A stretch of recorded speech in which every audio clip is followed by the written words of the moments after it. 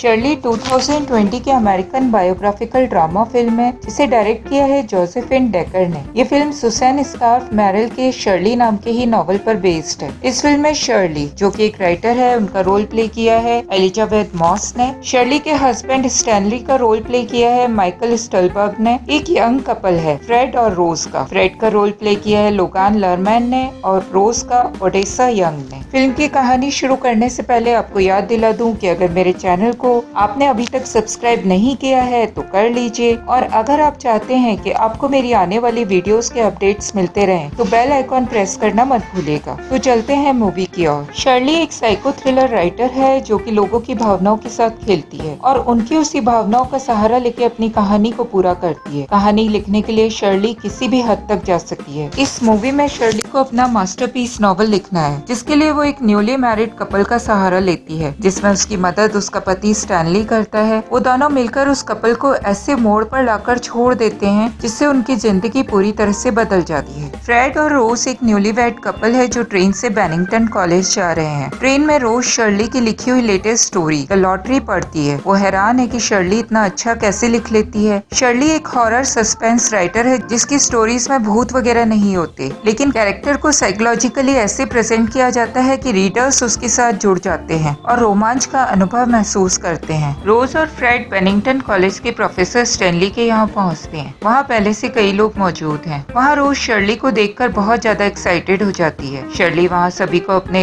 Novel the New Yorker के बारे में बता रही है। उसके नेक्स्ट नॉवल के बारे में पूछा जाता है तो वो हंसकर रह जाती है। रोज वैसे भी शर्ली की बहुत बड़ी फैन है। वो उससे अकेले में मिलने जाती है, लेकिन शर्ली उससे बहुत ही बेरुखी से पेश आती है। शर्ली रोज को कहती है कि तुमने किसी को अभी तक नहीं बताया कि तुम प्रेग्नेंट हो। शर्ली चौंक जाती है क्योंकि ये बात उन्होंने किसी को भी नहीं बताई थी। फ्रेड और रोज को प्रोफेसर स्टैनली जब तक घर का इंतजाम न हो जाए अपने घर में रुकने बोलते हैं। कॉलेज में प्रोफेसर रोज को कहते हैं कि क्या वो कुछ समय के लिए उनके घर का काम, लॉन्ड्री, क्लीनिंग, कुकिंग वगैरह कर दिया करेगी, क्योंकि शर्ली की तबीयत आजकल ठीक नहीं चल रही है और उनकी मेड भी किसी बीमारी की वजह से काम छोड़कर चली गई है। रोज कहती है ठीक है, मैं ये काम क्लासेस के बीच में कर दिया करूंगी। रोज ने कॉलेज में ऑडिट क्लास ज्वाइन कर रखी है। शर्ली अजनबियों को अपने घर में पसंद नहीं करती। वो रोज को देखकर कमरे में रात दिन सोती रहती है। जब स्टैनली उसे डिनर के लिए बुलाने जाता है तो वो ब्लैंकेट ऊपर तक ओढ़ लेती है। शर्ली 2 महीने से घर के अंदर ही बंद है। स्टैनली उसे समझाता है कि हमने ये सब पहले ही सोच रखा था। फ्रेड मेरे कॉलेज में मदद किया करेगा जिससे मैं ज्यादा समय घर में रहकर तुम्हारी देखभाल कर सकूं और तुम भी अपना राइटिंग वर्क अब शुरू कर सको। स्टैनली के समझाने पर वो किचन में आ जाती है। रोज के बनाए खाने की स्टैनली तारीफ करता है, लेकिन शर्ली उसे नापसंदगी से देखती है। शर्ली रोज से पूछती है कि तुम्हारे बच्चे की ड्यू डेट क्या है। फ्रेड बच्चे की बात सुनकर चौंक जाता है और रोज से कहता है तुम्हें मुझे इसके बारे में बताना चाहिए था। शर्ली हंसती है और रोज से कहती है ये बच्चा फ्रेड का ही है या किसी और का। वो रोज की और भी कई तरह से इंसल्ट करती है। तभी वहाँ का फोन बजने लग जाता है। फ्रेड फोन को लेने के लिए उठना चाहता है पर शर्ली सभी को वहीं बैठे रहने के लिए बोलती है। वो स्टैनली को कहती है मैंने तुम्हें इसके बारे में बोला था कि ये कभी भी नहीं बजना चाहिए, तो ये क्यों बज रहा है। रोज को अपनी इंसल्ट सहन नहीं होती। वो उठ के रूम में चली जाती है। उसके पीछे फ्रेड भी वहाँ से चला जाता है। स्टैनली शर्ली का मूड ठीक करने के लिए म्यूजिक ऑन कर देता है और शर्ली पूरा डोंगा उठाकर खाने बैठ जाती है। ऐसा लगता है जैसे वहाँ कुछ हुआ ही नहीं। शर्ली को अब अपना मास्टरपीस नॉवल लिखना है जिसके बारे में वो स्टैनली को बताती है कि मैंने नॉवल के बारे में सोच लिया है। मैं कॉलेज से गायब हो चुकी लड़कियों के बारे में लिखूंगी। मेरे नॉवल का नाम होगा हैंडसम मैन। स्टैनली उसे मोटिवेट करता है। वो कहता है तुम लिखना शुरू करो, फिर मैं उसे भी तुम्हारे हर नॉवल के समान पढ़ूंगा। रूम में रोज फ्रेड से कहती है कि बस एक हफ्ते ही हम यहाँ रुक सकते हैं। वो एक मॉन्स्टर के समान है। रोज बहुत ज्यादा डरी हुई है। उसने इमेजिन भी नहीं किया था कि उसकी फेवरेट राइटर इतनी बुरी बिहेवियर वाली लेडी निकलेगी। फ्रेड उसे समझाता है कि शर्ली शायद तबीयत खराब होने के कारण इतना रूडली बिहेव कर रही है। जब उसकी तबीयत ठीक हो जाएगी तब हो सकता है कि वो ठीक से बिहेव करने लग जाए। रोज कॉलेज की फ्रेड के स्टूडेंट्स के बारे में पूछती है कि वो कैसी हैं, क्या बहुत सुंदर हैं। फ्रेड उसे कहता है कि वो सब अमीर हैं। शर्ली अपना नॉवल हैंडसम मैन के प्लॉट में खोई हुई है। उसकी किरदार है पॉला जो कि 17 इयर्स की है और मिसिंग है। पॉला हमेशा रेड कोट पहना करती थी। उसे लास्ट टाइम ट्रेल हेड पे देखा गया था। शर्ली के दिमाग में पॉला की क्लियर पिक्चर अभी नहीं बनी है। पॉला जंगल में अकेली है। फ्रेड स्टैनली से अपने डिसर्टेशन के बारे में पूछता है, लेकिन स्टैनली फ्रेड से इस टॉपिक पर बात करना अवॉइड करता है। है। स्टैनली रोज को हाउस होल्ड इंस्ट्रक्शंस देता है जिसे रोज चुपचाप सुन लेती है। शर्ली अपने कमरे में स्टोरी पर काम कर रही है। टाइपराइटर की आवाज सुनकर रोज क्यूरियोसिटी से उस कमरे में झांकती है। शर्ली को पता चल जाता है कि रोज वहाँ झांक रही है। वो रोज से कहती है कि क्या देख रही हो, एक राइटर काम कैसे करते हैं, तुमको तो बस मैटरनिटी के बारे में पढ़ना चाहिए। वो रोज को डराने के लिए कहती है कि तुम्हें किसी ने नहीं बताया कि मैं एक चुड़ैल हूँ, मुझे स्पेल आते हैं जिससे तुम्हारा बच्चा हेल्दी पैदा हो, या अगर तुम ये बच्चा नहीं चाहती तो उसके लिए भी मुझे जादू आता है। रोज कहती है कि आप ऐसा सोच भी कैसे सकती हैं। उसके हाथों में टैरो कार्ड्स हैं लेकिन वो डरी हुई है। शर्ली हंसने लग जाती है और कहती है कि मदरहुड हमेशा एक कीमत लेकर आता है। वो रोज को टैरो कार्ड्स को कट करने के लिए बोलती है। उसमें से हर बार एक ही कार्ड निकलता है। शर्ली फिर से अपने नॉवल में खो जाती है। उसे पॉला का चेहरा क्लियर दिखाई देने लगता है। वो रोज है। रोज शर्ली से पूछती है कि उसने कार्ड में क्या देखा। शर्ली जल्दी से कार्ड समेट देती है। वो रोज को कोई जवाब नहीं देती। रोज वहाँ से उठ के चली जाती है। शर्ली की कहानी आगे बढ़ती जा रही है। वो बाथरूम में बैठी कहानी लिख रही है। पॉला इतनी डिसअपॉइंटेड क्यों लग रही है, इसका कारण वो दूसरी लड़की तो नहीं है। रोज शर्ली के कमरे में खाना लेकर जाती है। उसे उसके टाइपराइटर में स्टोरी का पेपर दिखाई देता है। वो उसे निकाल रही होती है, तभी पीछे से शर्ली आ जाती है और चिल्लाकर रोज को वहाँ से भगा देती है। रोज को ये सब अच्छा नहीं लगता। वो बाहर आके रोने लग जाती है। फ्रेड रात को देर से घर आने लगता है। उसने शेक्सपियर सोसाइटी ज्वाइन कर ली है जिसमें उसका सारा समय निकल जाता है। वो अब रोज के लिए पहले जितना कंसर्न भी दिखाई नहीं देता। रात को रोज को ऐसा लगता है कि किचन में कोई है। वो वहाँ देखने जाती है तो उसे शर्ली मिलती है जो कि फ्रिज खोलकर कुछ कर रही होती है। रोज को देखकर शर्ली कहती है कि मैंने एक बहुत ही अजीब सपना देखा जिसमें कि फ्रिज में से कई वॉर्म्स निकल रहे हैं। शर्ली वहीं ड्रिंक लेकर बैठ जाती है। उसने रोज के लिए भी ड्रिंक बनाया है। शर्ली रोज से फ्रेड के बारे में पूछती है। रोज बताती है कि हमने शादी फ्रेड के पेरेंट्स की मर्जी से नहीं की है और अब मुझे प्रूव करना है कि मैं उसके लिए परफेक्ट वाइफ हूँ। शर्ली अपनी कहानी के बारे में रोज को बोलती है कि रोज मैं कहीं खो गई हूँ। वो ये भी बोलती है कि मुझे यहाँ के लोग पसंद नहीं करते। वो मेरे विचारों के कारण मुझसे डरते हैं और जो कहानी मैं लिख रही हूँ ये मुझे मार देगी। मैं कुछ भी लिख नहीं पा रही हूँ। ऐसा लगता है मैं इस लड़की पॉला को पहचान नहीं पा रही हूँ। रोज कहती है शायद पॉला का खोना ही उसको जानने की वजह हो। शर्ली ये सुनकर खूब खुश हो जाती है। यहाँ उसे आगे की कहानी का एक सिरा मिल जाता है। अगले दिन शर्ली रोज को आवाज देकर बुलाती है। वो रोज को कॉलेज पॉला की मेडिकल रिपोर्ट लेने जाने के लिए बोलती है। वो रोज को पोस्ट ऑफिस से भी पॉला के बारे में पता लगाने के लिए बोलती है। रोज कॉलेज जाती है। वहाँ उसे कैरोलिन जो डीन की वाइफ है शर्ली के स्ट्रेंज बिहेवियर से सावधान रहने के लिए बोलती है। कैरोलिन शर्ली को बताती है कि ये सब कुछ उसे प्रोफेसर स्टैनली ने बताया है। पोस्ट ऑफिस में रोज को पॉला के बारे में पता चलता है कि वो किसी आदमी से जंगल में मिलने जाया करती थी। रोज ये सब कुछ आकर शर्ली को बताती है और उसे अपनी चुराई हुई पॉला की रिपोर्ट्स भी दे देती है। रिपोर्ट पढ़कर शर्ली कहती है कि पॉला के गायब होने से एक हफ्ते पहले ही उसे मिसकैरेज हुआ था और वो थैंक्स गिविंग पर घर भी नहीं गई। वो जंगल में किसी ऐसे आदमी से मिलने जाया करती थी जो शायद बहुत पॉपुलर पोस्ट पर हो, जो कि कॉलेज में सभी की नजरों में नहीं आना चाहता हो, जैसे कि कोई प्रोफेसर। इसीलिए वो पॉला को जंगल में मिलना पसंद करता था। शर्ली रोज से पूछती है कि अगर पॉला की जगह तुम होती तो तुम क्या करती। रोज सोचने लग जाती है। रोज अपने कमरे में आती है। उसका बेबी बम्प दिखने लगा है लेकिन फ्रेड उसकी तरफ से लापरवाह हो गया है। शर्ली अपनी कहानी में डूबी हुई है। उसकी कहानी रफ्तार पकड़ती जा रही है। वो देखती है कि वो बाथ टब में है और पॉला जिसका चेहरा रोज का है उसे मिसकैरेज हो गया है और वो उसी हालत में बाथरूम में शर्ली के पास आती है। शर्ली उसे लिपटा लेती है। रोज डिनर तैयार कर रही है तभी स्टैनली आकर उसे पीछे से पकड़ लेता है और किस कर लेता है। रोज को ऐसा लगता है कि वो फ्रेड है पर वो स्टैनली को देखकर चुप रह जाती है। स्टैनली उसे बताता है कि आज फ्रेड घर नहीं आएगा, उसे शेक्सपियर सोसाइटी में कुछ खास काम है और शर्ली का कोई पता नहीं है। स्टैनली रोज को कहता है कि हमें शर्ली का ध्यान रखना पड़ेगा, उसे अब लिखना शुरू करना पड़ेगा। रोज स्टैनली को बताती है कि शर्ली आजकल बहुत काम में व्यस्त रहती है। वो दिन रात लिखती रहती है और पेजेस पर पेजेस जमा होते जा रहे हैं जिसके कारण उसने आज लंच भी नहीं किया। स्टैनली कहता है कमाल है, मैंने तो अभी तक कुछ नहीं देखा। वो रोज से पूछता है क्या तुमने उन पेपर्स को पढ़ा है। रोज ये सुनकर घबरा जाती है और कहती है नहीं,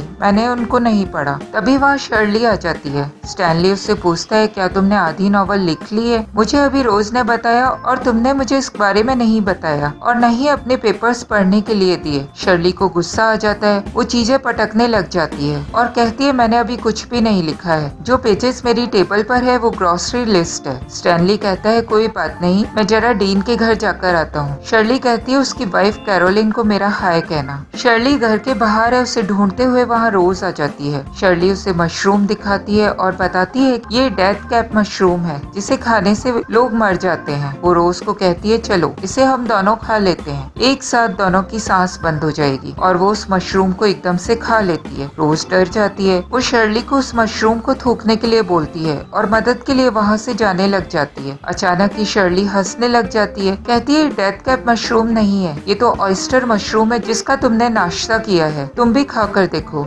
शर्ली रोज से कहती है मैं तुम्हें पसंद करने लगी हूँ, मैं तुम्हें कोई नुकसान नहीं पहुँचाऊंगी, तुम तो अभी भाग सकती थी पर तुम यहाँ क्यों रुकी रही, इसका मतलब मैं तुम पर भरोसा कर सकती हूँ। और रोज को ऑयस्टर मशरूम खिला देती है। शर्ली के दिमाग में पॉला की कहानी आगे बढ़ती जा रही है कि पॉला सोचती है कि उसके जिंदा रहने या मरने से किसी को कोई फर्क नहीं पड़ने वाला। पॉला मौत से नहीं डरती, लेकिन वो किस तरह मरेगी उसे उससे डर लगता है। फ्रेड रोज को कहता है मैं आज डीन के पास गया था, उनका कहना है कि एक जगह खाली होने वाली है, मैं पूरे समय बेंच पर बैठा नहीं रह सकता हूँ। स्टैनली मुझे कुछ काम करने नहीं देते, मेरे इंग्लिश लेक्चर्स तैयार पड़े हुए हैं। तभी फ्रेड का पैर बेड के पास रखे नेटल लीव्स पर पड़ जाता है। वो रोज से पूछता है ये सब क्या है। रोज बताती है कुछ नहीं, ऐसा करना प्रेगनेंसी के लिए अच्छा होता है। फ्रेड चिढ़ जाता है और कहता है जरूर ये सब रोज ने शर्ली के कहने पर किया होगा। फ्रेड रोज को कहता है कि हमें कुछ और समय तक यहीं रुकना होगा क्योंकि मैं स्टैनली के साथ काम करना चाहता हूँ। फ्रेड स्टैनली से फिर अपने डिसर्टेशन और लेक्चर्स के बारे में बात करना चाहता है पर स्टैनली उसे फिर टाल देता है। स्टैनली शर्ली के पास जाकर कहता है कि मैंने इतने साल उस क्लास को दिए हैं और अपना समय भी दिया है, मैं कैसे ये सब कुछ एक ही बार में फ्रेड को दे दूं। शर्ली समझ जाती है कि स्टैनली ने फ्रेड का डिसर्टेशन अभी तक नहीं पढ़ा और वो उसे ऐसे ही परेशान कर रहा है। वो हंसते हुए कहती है तुम फ्रेड को एक रस्सी दे दो जिस पर वो लटक जाए, ये सबके लिए अच्छा होगा। समय गुजरता जाता है। ये अंदाजा हमें रोज के बेबी बम्प को देखकर होता है। शर्ली की कहानी हैंडसम मैन भी आगे बढ़ती जा रही है। रोज कई बार अपने आप को पॉला समझकर रेड ओवरकोट पहनकर हेयर स्टाइल बदलकर शीशे में देखती है। फ्रेड को खाली हुई वैकेंसी की जगह मिल जाती है। उसका पहला लेक्चर है जिसे स्टैनली बाहर खड़े होकर देखता है। स्टैनली फ्रेड के साथ घर आता है और शर्ली को आवाज देकर बुलाता है। वो रोज को बताता है कि सारी लड़कियां फ्रेड का लेक्चर सुनकर पागल हुए जा रही थी। शर्ली वहाँ आती है तो स्टैनली उसके साथ डांस करने लग जाता है। शर्ली कहती है ये क्या पागलपन है। स्टैनली रोज के साथ भी डांस करता है और एकदम से उसके होठों पर किस कर देता है। सभी डिनर कर रहे हैं तब स्टैनली बताता है कि मैंने फ्रेड का डिसर्टेशन 2 बार पढ़ा। वो फ्रेड से कहता है कि तुम सही कहते थे, वो डिसर्टेशन तुम्हें अपॉइंट करने के लिए काफी अच्छा था, तुमने कुछ नया नहीं लिखा,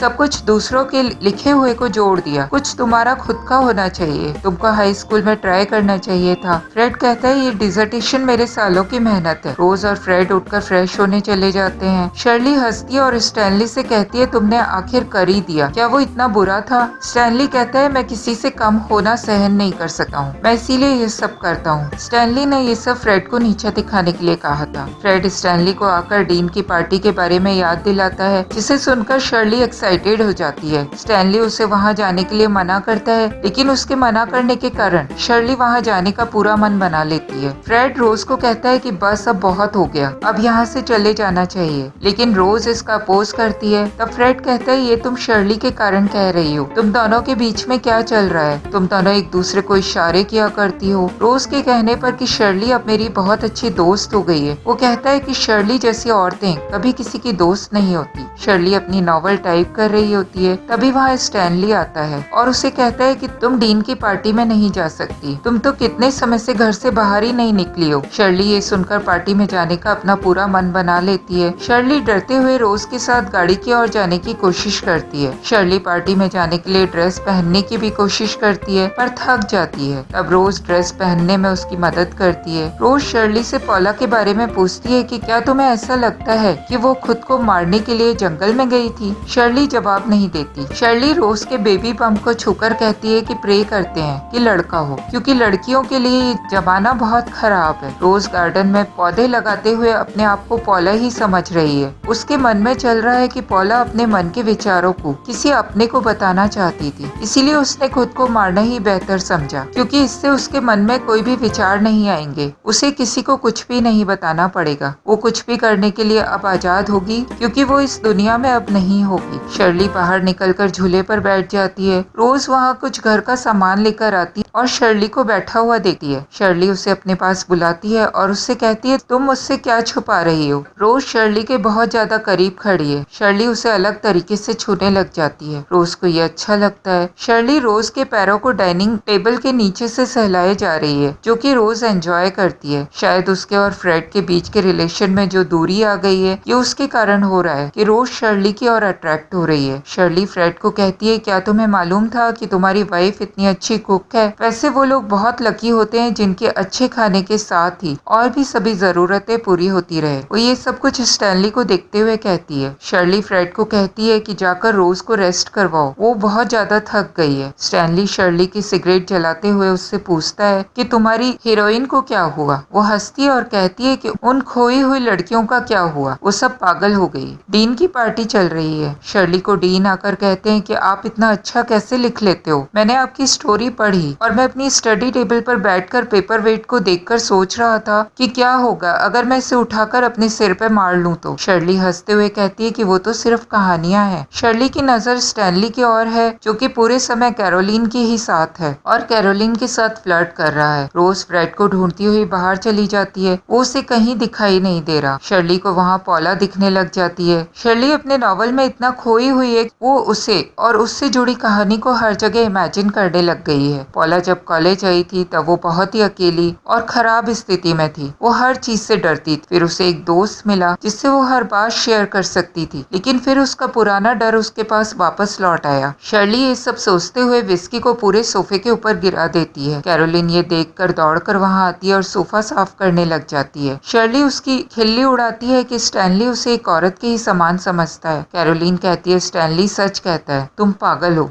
शर्ली सदमे में है। वो कारपेट पर ही बैठ जाती है। तभी वहाँ रोज आती है और उसे उठाकर ले जाती है। समय गुजरता जाता है। रोज के बेबी हो गया है। शर्ली अपनी स्टोरी राइटिंग में बिजी है। स्टैनली अपने आप में और फ्रेड कॉलेज लेक्चर्स में। एक दिन स्टैनली शर्ली के पास आता है। वो नॉवल टाइप कर रही होती है। वो उसे देखकर चिढ़ जाती है। स्टैनली कहता है, तुम कई हफ्तों से लगातार काम कर रही हो, मैं यहाँ अकेले टेबल पर बैठकर ऊब गया हूँ। रोज और फ्रेड भी बच्चे के कारण जल्दी बेड पर चले जाते हैं। वो शर्ली से पूछता है, तुम मुझे अपना नॉवल पढ़ने नहीं दोगी। शर्ली कहती है, अभी इसमें कुछ भी नहीं हुआ है। मुझे समझ नहीं आ रहा कि मैं इसे कैसे इंटरेस्टिंग बनाऊं और किस तरह इसका एंड करूं। स्टैनली पूछता है कि क्या रोज ने इसको पढ़ा है। शर्ली कहती है, हाँ, वो इसे रोज पढ़ती है और मुझे सजेशंस भी देती है। स्टैनली शर्ली से कहता है, तुमने सब्जेक्ट ही गलत चुना है। पॉला जैसी लड़कियों में कुछ खास नहीं होता, सिवाय इसके कि वो गायब हो गई। शर्ली को गुस्सा आ जाता है। वो कहती है, तुम कुछ नहीं जानते। ये लड़की हर कॉलेज में हर जगह होती है और उनके साथ हर वक्त कुछ होता रहता है। स्टैनली वहाँ से जाने लगता है और जाते जाते कहता है कि अब समय आ गया है, रोज और फ्रेड को कहीं और शिफ्ट करना होगा। फ्रेड आकर रोज को बताता है कि हमारे लिए स्टैनली ने एक जगह खोज ली है, हम एक हफ्ते में यहाँ से शिफ्ट हो जाएंगे। रोज सुनकर चौंक जाती है। वो शर्ली के पास जाती है पर वो लिखने में व्यस्त है। रात को शर्ली उसे किचन में मिल जाती है। रोज उसे बताती है कि स्टैनली इन लोगों को घर से बाहर निकाल रहा है। शर्ली ये सुनकर भी अनसुना कर देती है और खाने के लिए कुछ मीठा मांगती है। रोज ये देखकर हैरान है। रोज को कमरे में स्टैनली की सिलेबस बुक में एक कार्ड मिलता है जिसमें पॉला का नाम लिखा हुआ था। वो उसे देखती है और शर्ली को इसके बारे में बताती है। शर्ली उसकी बात को बहुत इजीली सुनती है और पेपर को फाड़कर मुंह में डालकर चबाने लग जाती है। रोज कहती है, तो तुम्हें पता था कि पॉला हर समय स्टैनली के साथ थी। शर्ली हंसने लग जाती है और कहती है, और फ्रेड भी इन सब में शामिल है, क्योंकि शेक्सपियर सोसाइटी जैसी कोई चीज नहीं है। इसमें हर रात लड़कियां प्रोफेसर के साथ होती हैं। रोज को ये सब सुनकर गुस्सा आता है। शर्ली वहाँ से उठकर अंदर चली जाती है। अंदर स्टैनली भी है। शर्ली दरवाजा बंद कर लेती है। रोज बाहर आकर चिल्लाती है कि तुम्हें सब मालूम था, फिर भी तुमने मुझे ये सब 6 महीने पहले क्यों नहीं बताया। मैंने तुम पर भरोसा किया और तुमने मेरे साथ ये सब क्या कर दिया। शर्ली को रोज की आवाज अच्छी नहीं लग रही। वो अलमीरा में छुप जाती है। रोज गुस्से में बेबी को लेकर कॉलेज जाती है और फ्रेड से इसके बारे में बात करती है। फ्रेड वहाँ ये सब बात नहीं करना चाहता। वो कहता है, घर चलो, फिर हम बात करेंगे। तब रोज गुस्से में कहती है, मैंने तुम्हारे तुम्हारे लिए स्टैनली के अंडरवियर तक धोए हैं और तुमने मेरे साथ ये सब किया। वो गुस्से में वहाँ से चली जाती है। शर्ली रोज को रोकती है। वो एक गाड़ी में है। रोज कहती है मैं घर वापस नहीं जाऊंगी। शर्ली के कहने पर कि वो जहाँ जाना चाहती है उसे छोड़ दिया जाएगा। रोज कहती है उसे ट्रेल हेड जाना है। ट्रेल हेड वही जगह है जहाँ से पॉला गायब हुई थी, जहाँ उसे आखिरी बार देखा गया था। वहाँ जाकर रोज बेबी को शर्ली को पकड़ा देती है और जंगल में एक और दौड़ जाती है। शर्ली उसके पीछे जाती है। उसे फील होता है